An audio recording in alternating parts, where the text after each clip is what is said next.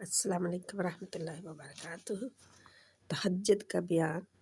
تہجد میں قرات لمبا قیام افضل ہے۔ نبی کریم صلی اللہ علیہ وآلہ وسلم نے فرمایا جو کوئی 10 آیات سے قیام کرے وہ غافلوں میں سے نہیں ہوگا، یعنی وہ غافلوں میں لکھا نہیں جائے گا، اور جو کوئی 100 آیات سے قیام کرے وہ فرما برداروں میں لکھا جائے گا، اور جو کوئی 1000 آیات کے ساتھ قیام کرتا ہے وہ اجر و ثواب کے خزانے حاصل کرنے والوں میں لکھ لیا جاتا ہے۔ سنن ابی داؤد 1398 نمبر حدیث ہے۔ تو تہجد کی نماز ویسے بھی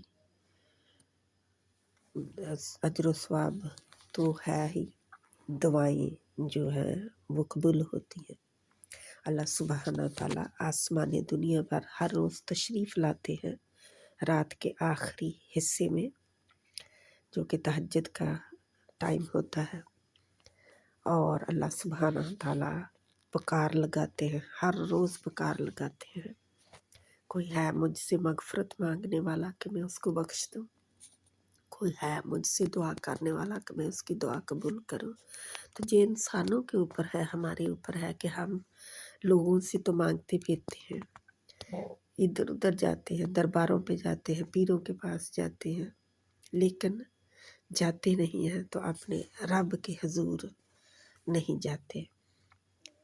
سجدے میں مانگے، اللہ کے سامنے گڑ گڑائیں، اور تہجد کے ٹائم جو بھی مانگنا ہے، ہر روز آواز آتی ہے، ہر روز پکار لگائی جاتی ہے بندوں کو، تو مانگے، اس رب سے مانگے۔